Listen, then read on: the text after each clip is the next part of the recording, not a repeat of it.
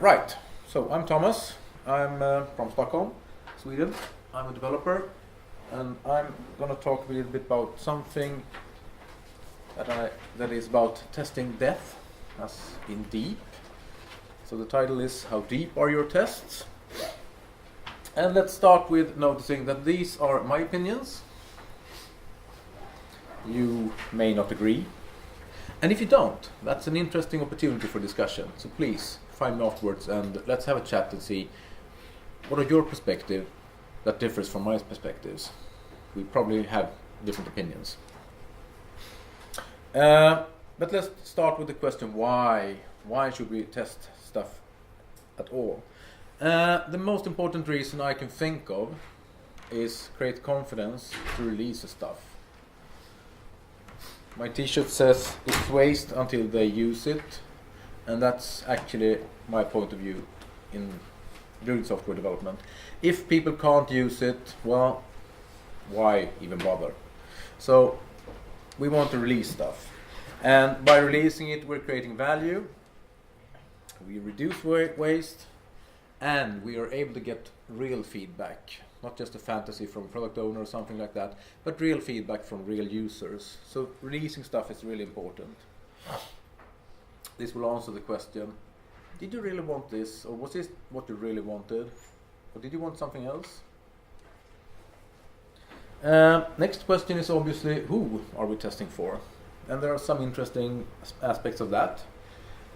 Some people tend to think that it's for the QA department or whatever you want to call it. These guys, they did that. It didn't really work out well, did it? We haven't seen the end of that story yet, but well, don't test for QA.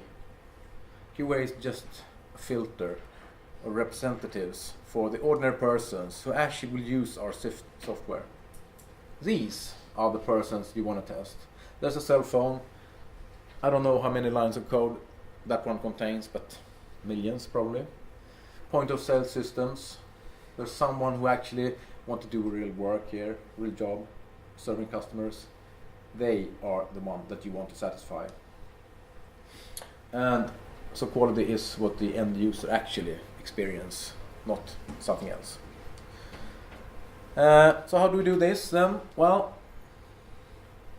there are a couple of different ways we can test stuff from end to end. That is from the user interface. Or from an endpoint if you have some kind of web service or similar. Integrated, that is not integration but integrated, that's in large chunks of the system internally. And finally unit tests, where I think that's probably hopefully some boring behavior with few or perhaps just one object involved, probably a few. So this is an example of where you have to test the entire system. If you're going to test drive a car, well, you can't test each component of it, but you still have to test each component. And you can test, say, the engine. That's easy. You just have to put it in a bench and run it. But this one contains lots of small pieces. How many of you have built an engine sometime? Okay, just me. Okay. I did that. I was 15 years when I rebuilt my first engine. So these are typical components that you will find inside of an engine, and each of these can be seen as a unit. So in this case, piston rod. That one is probably the smallest part that you can test in isolation in this particular case. But you have to test each part of it. If the tolerances, for example, in this case, this hole is too large, stuff will not end well. You will have a mechanical failure after a while. Or if this one is too large as well, I know exactly what will happen. It will be 20,000 kilometers, and then this engine will sound really, really bad. Trust me, I tried it. That was not a good idea. So, the testing pyramid. How many in here has heard of the testing pyramid? Okay, some of you, half of you, perhaps. What we're trying to emphasize or show with this one is that the wide width of this pyramid is how much you should have of each type of test. So end-to-end testing, that is from a user interface, should be quite few. You need more integrated tests because you want to test stuff in the middle, but you want to really focus on unit tests.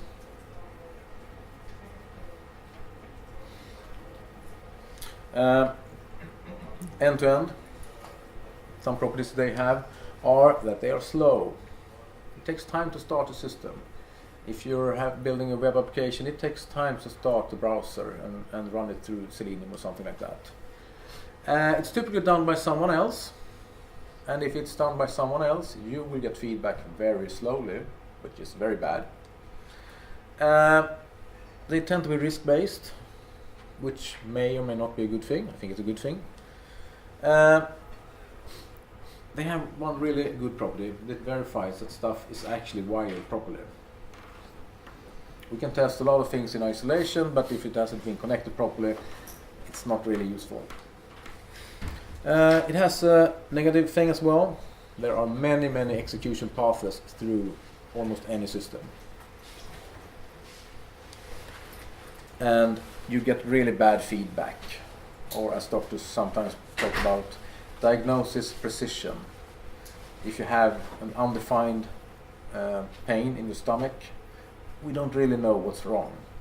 If you had an accident, your hand has been chopped off, it's very obvious where the problem is. So bad feedback, it's slow, and we don't really know why it broke, because there could be multiple reasons why stuff breaks. The wider the scope, the more fragile the test, that is, the deeper they are. These slides will be made available afterwards, so if you don't want, you don't have to take photos of them, but you're welcome to do so. So this is an example of a system where we have some kind of pricing data, we have some browsers to use to run it, so it's a web application.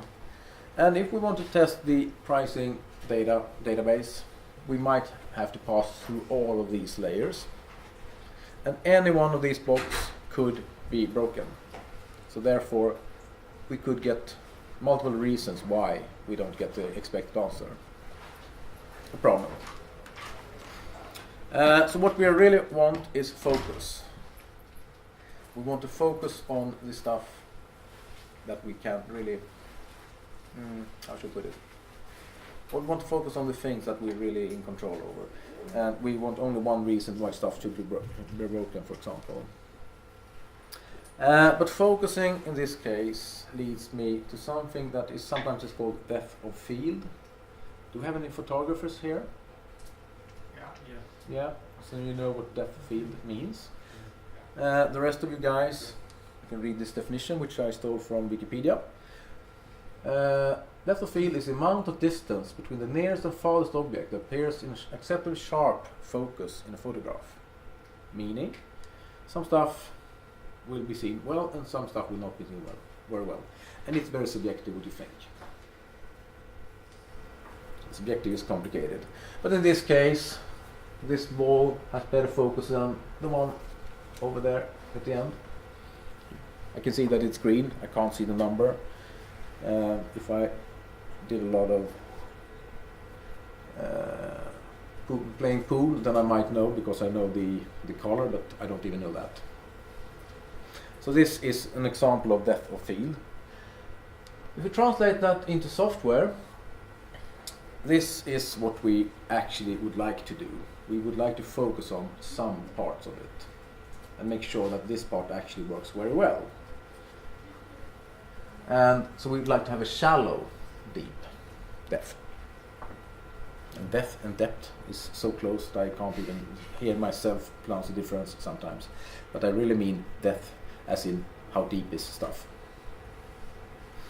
But we're interested in as shallow tests as possible, because that will give us focus on the small things, and we will have probably just one reason why stuff breaks. So focusing in this case is good. So I had to do some variation, therefore I introduce the testing cone. meaning that if we look at this code from different perspectives, we will get different reasons why we should test stuff, but we still have a depth. And we still have the properties that stuff are slow when we are very high up in the cone. That is probably from the user interface. Low precision, as I said. Fragile, multiple reasons why stuff breaks. Someone else is doing the testing for us. It's confidence and risk based. So you just test the stuff that is high risk, and you probably don't test the stuff that is low risk. Meaning that if it's not big risk that this particular thing won't work, we might not even test it, and all of a sudden it might not work, which could be a bad thing anyway. Business tend to be interested in this aspect because they look at the piece of software from the outside. The deeper we go, the more technical we get. So somewhere in the middle, or at the not at the bottom, but a bit above the bottom, we still have very unclear precision. There are multiple things that could break. What we really would like to do is something that is very shallow and therefore has very high precision, is fast and stable. So this is the stuff that we really want. Stability. Yeah. I want to know if stuff breaks, and I don't want to have false positives. Integration or integrated. I put this slide in because a lot of people hear integration, and I mean integrated. What do I mean by that then? I mean that integrated as something large in the middle of your system, not something that connects to the database, not something that connects to an external service. That would be integration. And in this case, I'm talking about integrated, just to emphasize that. And integration tests, they are interesting, but kind of another topic. And the stuff that you test against is probably out of your control. So therefore, that's complicated and kind of another topic. So integrated tests then.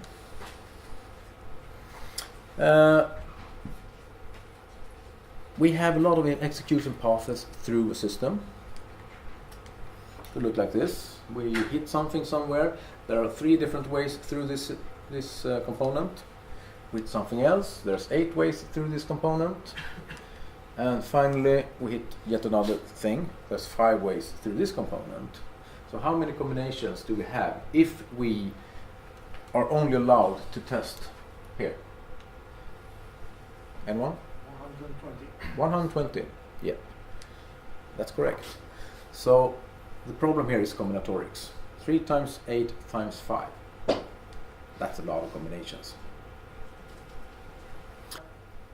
And you know, stuff can get worse. Let's hit another thing. Times 13. And I won't ask you how many combinations this is. It's way too many. So this is the problem if we try to test 2 large things at the same time. Bummer. What should you do about that then? Well, before I talk about that, what is the problem? Well, this is the problem. And I suppose that some of you have studied mathematics, and if you haven't, when you multiply stuff, the curve goes very high, very fast, which is a big problem, because you can't reasonably write too many tests. You have to do something about that. Occam's razor, why did I include that? Well, it's just because it's so nice quote, and it's almost 800 years old. But if we have different competing hypotheses, the one with fewest assumptions should be selected. That's something scientists are thinking of or using a lot. And someone, William of Ockham, is supposedly have quoted this, and it was a long time ago. But this is something we kind of know as a human race, that avoid assumptions. No assumptions if you can. We usually have some assumptions, but as few as possible. And the interpretation in this case is the fewest assumption, the less risk. That's good. We don't want risk. We want stuff to work. And this leads me to the thing that I think could solve parts of it at least, and that's unit testing. Roger Oshiro offers this definition. A unit test is an automated piece of code that invokes a unit of work in the system and then checks a single assumption about the behavior of that unit of work. Meaning that we're testing one thing and one thing only. So test a small part, and we have only one reason to fail. And if that is the case, we can usually execute stuff in parallel, which is nice because then we can get feedback faster. And yeah, faster means sub-seconds. A good unit test runs in milliseconds, a few milliseconds. And well, this is a well-known minefield in the sense that we may have different opinions here. Someone might even be upset. Sorry if I upset you. I don't want to do that. Yeah, a little bit, because that starts you thinking. And while we're at the subject, what does a unit test not do? Microfeathers offer these things. Have more than one reason to fail. Slow feedback. Requires exclusive execution. You need to have access to the system exclusive. That's not a unit test in that case, if that's the case. He also says does not use the network or a file system or a database. And well, I think some of these can be challenged. File system, well, if it's a really fast computer, it might work. But as soon as you access a file system, we're probably leaving the millisecond scale. We could have 10 or 20 something milliseconds if we're unlucky, which is bad. So this is an example of unit tests. Each piece works perfectly, however we don't really know if it works together or not. But if we view a system as a conversation, there's some kind of consumer everywhere, and there's always or almost always a provider. The consumer is interested, can I ask a particular question? The provider is interested in, am I able to understand the question? And the next part is, do I get the expected answer back? Am I able to answer the questions? So depending on who you are and from which perspective you're looking at something, these are interesting questions. And we can translate that so that we can verify interaction with mocks using expectations. This will force us to define methods, which is a great way to drive the implementation. We can use stubs to make sure we get the expected stuff back from a collaborator. And we can use the same values that the stub would provide to drive the implementation of the method later on. So interaction leads to the test action, the answer leads to insert. Simple? Nah, not really. Well. At least not to me. I think it was kind of abstract. And I like examples. That's why I think stuff like BDD is so great.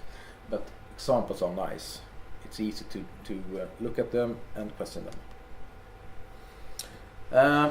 So I need a system that we could talk about, which is obviously always hard to find if you're just trying to find something that is not real.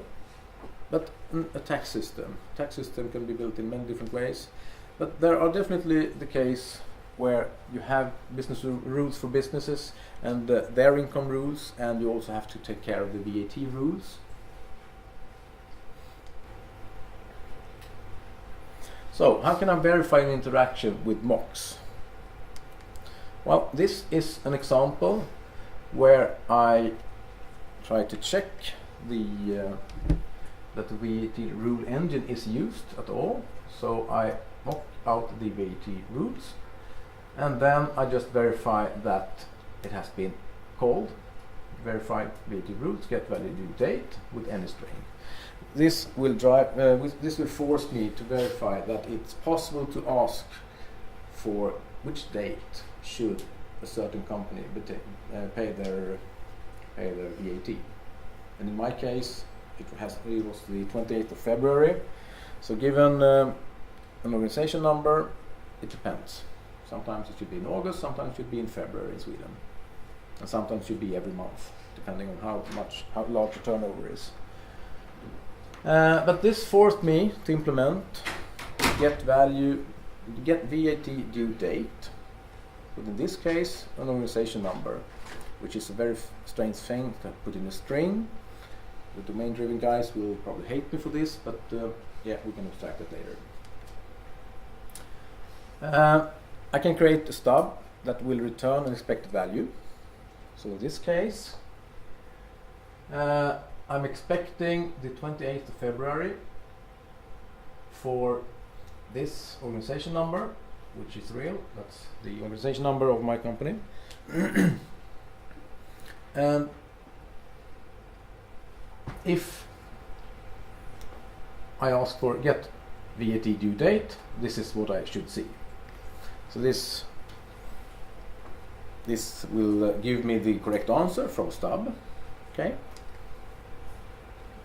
And then if I use this to implement the final method, so now I'm interested in not mocking, but actually creating a VAT rules engine. I will give it the same organization number and I expect the same date. And if I get that back, then I know that this one has been properly implemented. So in a sense, I verify the interaction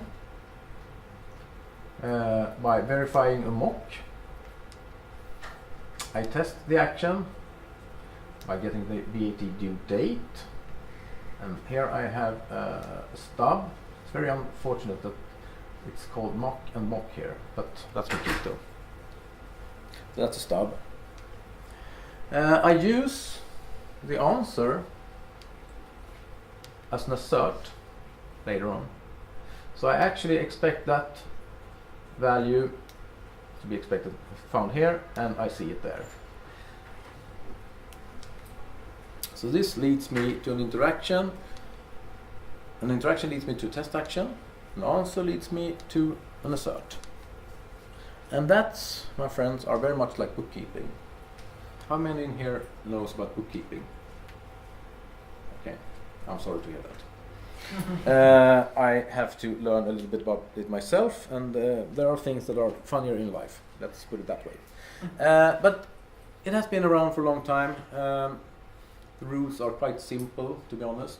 You have a lot of accounts, but each transaction has to balance.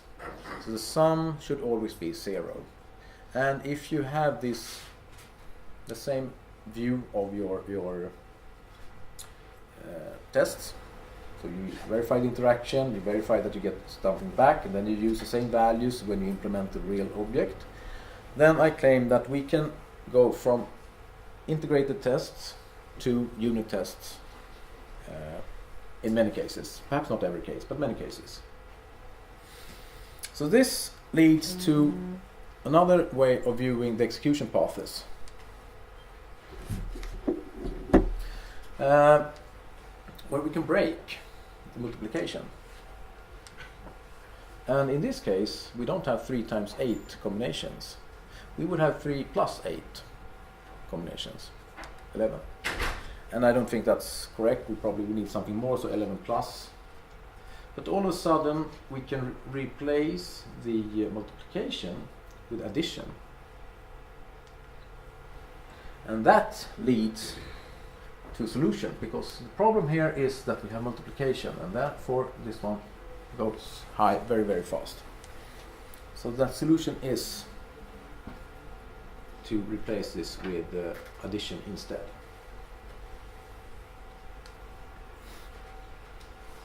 And I think I have 5 minutes left. I'm supposed to stop at 11:10. Yeah. 11:10. So I have 9 minutes left. Oh, that's great. Outside in, well, there's a girl in the back, Francie. She's going to tell you all about outside in the next session in this room. But it's basically a loop with a loop inside of it. Acceptance test to test the outside, and then you do something in the inside. And if you do this properly, looking at the interactions more than states, you will be able to implement part of your system this way. Not saying it's easy, but I say it's possible. But it takes so long time to do all of this verification and writing all the tests and stuff. So, is that a problem? Yes, it is sometimes. But you have a lot of time. Because if you look at this chart and realize that if you do something very often and you can shave off a few seconds or a few minutes on a system that will live for like 5 years, you have lots of time to implement the tests. And this one is even on the lower end of the scale. But suppose that you run your unit test 50 times a day. You shave off the execution time 5 minutes. Then you saved 9 months. 9 months, that's the time for pregnancy, on an onion system that will live for 5 years. So by removing stuff that takes long time, you actually save a lot of time. Obviously, there are cases that maybe if you shave off 5 seconds on a task that you do yearly, you will 1 second, sorry, you will save 5 seconds during a lifetime of 5 years. Perhaps not the best investment in the world, but shave off a few minutes here and there, and all of a sudden you will save a lot of time. So even if your manager says you don't have time, you do have time. Just don't ask them, just do it. It's always better, no, it's often better, not always, but often better to ask for forgiveness than ask for permission. It has worked for me like 25 years as a developer. Yeah, I end up in problems sometimes, but not that often. And before we leave, before I'm done, I want you to ask yourself, when you look at something, how can this be tested? People say, oh, it's untestable. Okay, why is it untestable? I don't know. But if it can't be tested, how are you supposed to use it? That's a question I can't answer. But make sure you can test it. And the next question is obviously, can you test it with a unit test? The answer is yes. Much more often than no.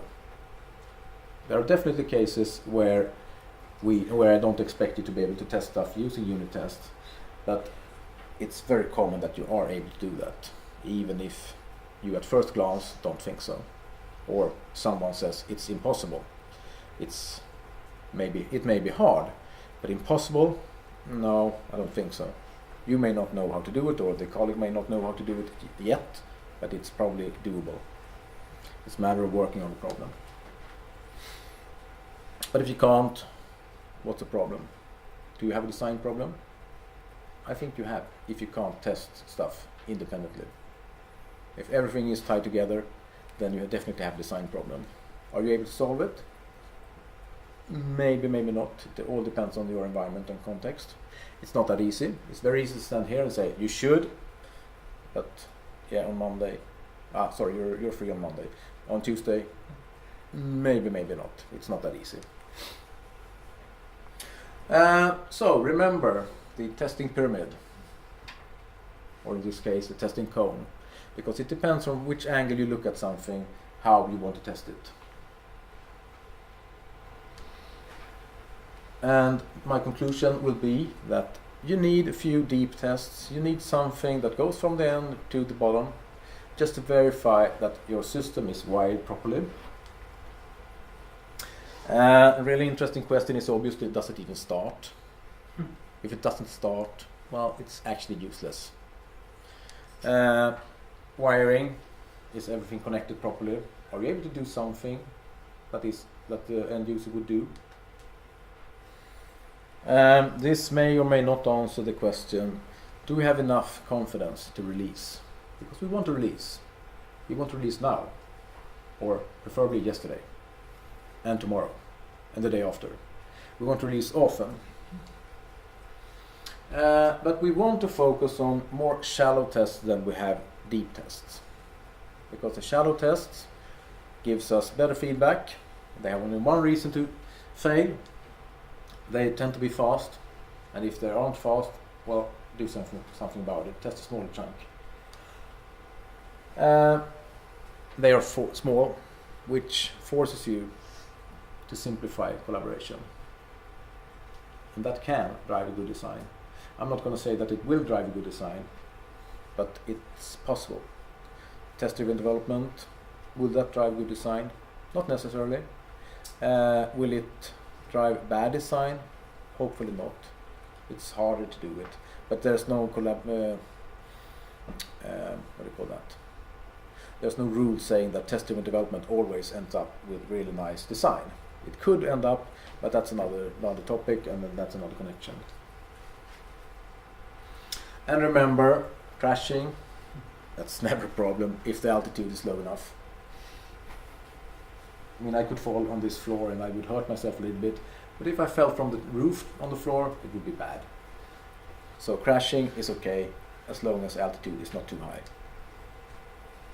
And I want to say thank you to a couple of friends who have questioned my slides.